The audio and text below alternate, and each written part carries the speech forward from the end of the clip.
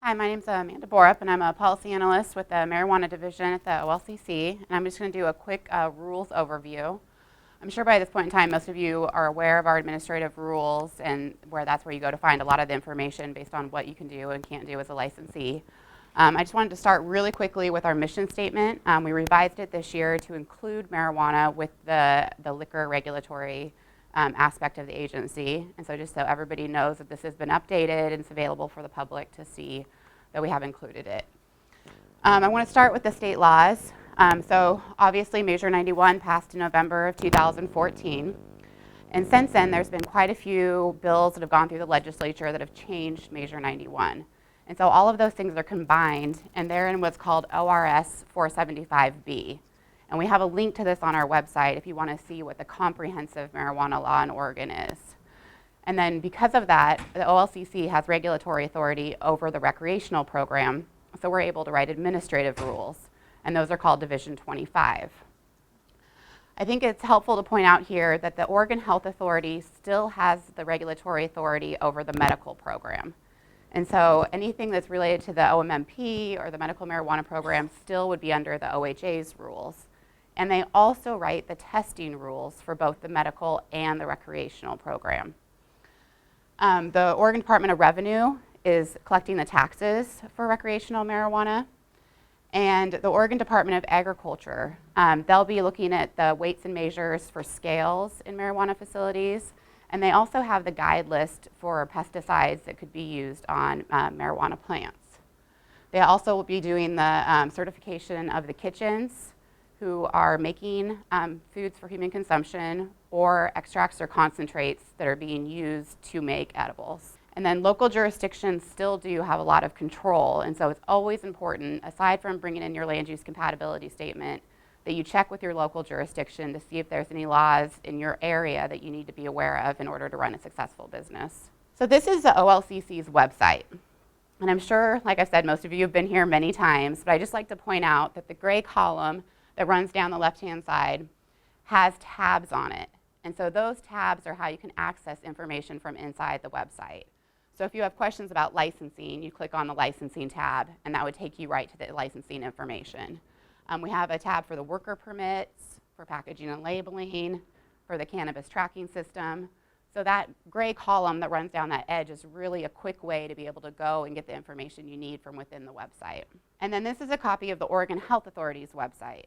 And they have the same gray bar that runs down the side when you're inside their medical marijuana section of their website. And so from there, you can access web pages about the testing requirements, because those will be something you'll want to read as an OLCC licensee since they apply to you. And a little bit further down on this page, which wouldn't fit on the slide, they actually have a table that really lays it out. You know, if it's usable marijuana, it needs to be tested for this, and this is when it needs to be tested. It's really helpful, it's a great visual, and it's a nice way to see what time in the process things need to be tested. So our administrative rules, a lot of times people say, oh, you open it, it's a 90-page document, it's a little bit overwhelming. But it's actually broken up into sections inside the administrative rules. And so the sections go through the entire, from the beginning of the licensing process, application, all the way through the license types, and then areas that apply to everybody, like packaging, the cannabis testing system, transportation, waste disposal. And so if you go through it, you'll be able to go through it section by section, and you can find what you're looking for. And then you can also do a word search in it, since it's a PDF document. If you're looking for one particular word, you can do that, and you might be able to get to the information quicker than just scrolling through. So a lot of questions we've been getting lately are about who can transfer what to who. And so I think the first thing that's really important to keep in mind is when you're receiving product or transferring product, you're doing that with a transportation manifest through Metric. So everybody that you're giving product to or receiving product from has to be listed in Metric, which means that they're an OLCC licensee. So, you know, if you're a processor, for example, you wouldn't be receiving marijuana from a medical marijuana grower because they wouldn't be in Metric. So you're really going to be receiving things based on that Metric system. So a producer can obviously transfer the usable marijuana to processors, wholesalers, and retailers. They can do the whole non-living plants to processors and wholesalers, and then also the nonprofits and the research holders, which at this point in time we don't have any of those. And then they can sell immature plants and seeds to others, producers, wholesalers, and retailers, and then waste to producers, processors, and wholesalers. You'll notice with the immature plants and the seeds, that's a way that producers are going to be able to get other plant stock.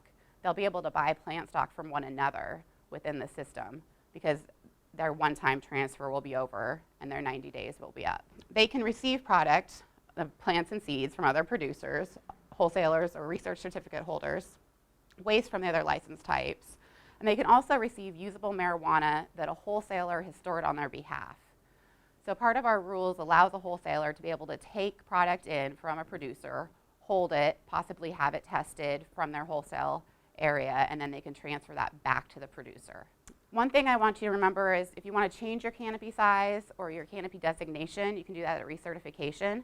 So that's the time you would want to do that. If you want to go up a canopy or if you want to make yourself a mixed canopy, it would be at recert when you would do that. And again, I'll mention the ODA's guide list for pesticide use. Very, very important. People take a look at this. You just can't use anything you want on marijuana because you are going to have it tested, and if you fail the testing, then the product's going to need to be destroyed. So it's really, really important that you're careful about what kind of products that you're putting on your plants. And then one of the big things in metric that we've been noticing, and TJ will talk about this later, is the harvest lot segregation. So 45 days after, you have 45 days after you harvest to be able to segregate your harvest lots and make sure they're attached to a tag in metric. And so you really want to keep your inventory current is what this is doing. It's not having, plants still in the ground 4 months after you harvested just because you didn't pull the stem out yet. You really want to make sure that realistically your inventory in metric looks like your inventory at your facility. So processors can sell or transfer their products, their concentrates, extracts, or other products to other processors, wholesalers, or retailers, and then their waste can go back to a producer, processor, or wholesaler as well. They can receive the product, the whole plants, from producers and wholesalers, usable marijuana from the producer or the wholesaler, concentrates, extracts, and products from another processor, as long as the other processor has that endorsement type, and then waste, they can receive waste in, and then they can also receive their products that have been stored by a wholesaler. And so I think it's really important for the processors especially to think about the endorsements. When you're licensed as a processor, you're licensed under a certain endorsement type. If you want to change that during your license cycle, you would let us know that you want to add an endorsement. Depending on what that is, you may need a new land use compatibility statement. But just because you're licensed to make topicals doesn't mean you can make extracts. It's really, there are huge differences in what you're doing with the product and the type of process you're using to actually process the product. So you need to let us know and make sure you've gone through all the safety protocols and have all the paperwork filled out for what you need to be doing. And then the testing is also something you need to think about. If you're making, by chance, a concentrate or an extract and then you're putting that into an edible, you still have to have the testing done at the concentrate and extract level before it goes into the edible. You don't just get to skip that testing because you're doing everything yourself. And so it's really important that you understand the testing rules and at what level things need to be tested. That way you're making sure that things are being tested appropriately and at the right time. I'd like to bring up really quick medical grade products. So medical grade products are just things that are made up to the concentration limits for the medical program. So the Oregon Health Authority makes up the concentration limits for the recreational and for the medical programs.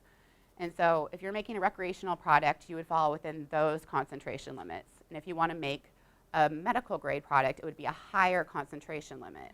You would fill out a form with our office and we would give you the approval to do so, and then you'd be able to make that higher concentration limit. The product is still coming from within the OLCC license structure. It's still coming from an OLCC licensed grower going to you as a processor. So it's not actually a medical product, it's just a medical concentration limit. And then processors cannot process CBD derived from hemp at their location where they're processing the marijuana products. If by chance a grower was growing a low THC, high CBD product under their OLCC licensed grow, and that was tracked in metric and it was transferred to you, that would be considered marijuana through the tracking system, and that could be processed. But if it's somebody that's not licensed by the OLCC who wants to transfer in a product that's hemp with a high CBD, you would not be able to process that at your licensed premise. Retailers, this is the first time we get to the actual consumer. Retailers are the only people that can sell directly to a consumer, and that's 21 years of age or older or 18 with a valid medical card. Retailers can transfer waste back down the supply chain, and then they can also return items back down the supply chain from who they received it from. They can receive product, the usable marijuana, plants and seeds from the producers, the extracts and the concentrates in the products from the processors with that endorsement type, any marijuana item except for a whole plant from a wholesaler, and any item from a laboratory. So some things you want to think about with retail, you can't sell items that people would be using for home extraction. So you can't sell the cans of butane or anything like that people might be doing the open flame processing with. And then as far as discounts go, you can't do bundling discounts. So you can't do a buy two, get one free, or buy a lighter for $50 and get this marijuana item for free. You can't do those kind of discounts, but you could do regular discounts, like veterans get 5% off on Tuesdays, or this certain gram is $20 or something like that. You can do those type of discounts. You just can't do discounts that are conditioned on the purchase of another marijuana item. Retailers can sell products for human consumption that are derived from CBD from hemp, but those have to be packaged, labeled, and tested according to the rules. So those items still will be available for sale at the retail store as long as they're following the testing, packaging, and labeling requirements. As far as delivery is concerned, retailers would need to apply for fill out the form to be able to do a delivery. If we approve it, it's really, really important that the retailers still check with their local jurisdiction. Local jurisdictions might have additional rules on top of the OLCC rules as far as home delivery is concerned. And it's also important that you remember that you're only allowed to deliver in the jurisdiction that you're licensed. So if you're licensed in the city of Salem, you can only deliver in the city of Salem. You would not be able to deliver in the unincorporated county areas or in other cities. And then also the medical grade products. Again, if you're selling those at your retail store, you'd fill out the form to be able to sell those. And then you would also make sure you're only selling those products to people that have valid medical cards. Okay, wholesalers. So wholesale actually has a lot of freedom within the supply chain. So they can sell or transfer any type of item to a retailer or wholesaler, other than the whole non-living plants can't go to the retailer. Immature plants or seeds to a producer, usable marijuana back to the producer, and usable marijuana extracts or concentrates to a processor, and then the waste to a producer, processor, or wholesaler. They can receive products, so any type of products from another wholesaler. The extracts or concentrates from a processor, seeds, immature plants from a producer, the whole non-living plants from a producer, and then waste from the other license types. Wholesalers are the only license type that can store and transport on behalf of another licensee. So every licensee is able to transport their own product or store their own product, but a wholesaler could actually do that for anybody else who's licensed by the OLCC. And then the wholesalers could also hold auctions to sell items to other wholesalers. Real quickly, the marijuana worker permits. So everybody, for the most part, who's working within the license system needs to have a worker permit.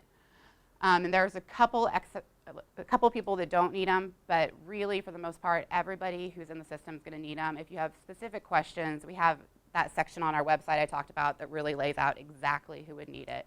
It's the licensee's responsibility to make sure that their employees are entered into the metric system and make sure that they have a valid worker's permit. And so at this point in time, we're pretty much caught up with the worker permits. They're still coming in. People are still getting, their worker permits granted on a normal basis. But it's really, really your responsibility as a licensee to make sure that the people you're hiring have that permit and have gone through that course and have taken passed the test. So resources, really quickly, we have the Business Readiness Guidebook. This is really helpful for people just to see what type of other state agencies you might need to be in contact with just to run a business in Oregon. Because what this is doing is it's streamlining the marijuana businesses to be just like everybody else. So, if you need to know about workers' comp or, workers' rights or, waste disposal, land use, anything like that, it's all going to, not all of it, but for a good portion of it's going to be in this book. And we update it on a regular basis. So when agencies contact us and ask if they can be part of the book, we'll go ahead and add their information as that happens. And then we're adding on to the What's Legal campaign. So I'm sure most of you have seen that as well. Just talks about the basics of what's legal in Oregon, and that will be edited to kind of just bring it up to what the law is now, and then we'll continue to modify it as we go forward. We have a new handout that I think is really, really helpful. It talks about basically what agency has the authority over what part of this program. And it is kind of confusing sometimes. And like everything else, you can send us an email or give us a call if you're unsure of who you should contact, and we'd be happy to tell you. But this is a nice way just to be able to look at it and kind of be able to skip the step where you're calling to ask who to call.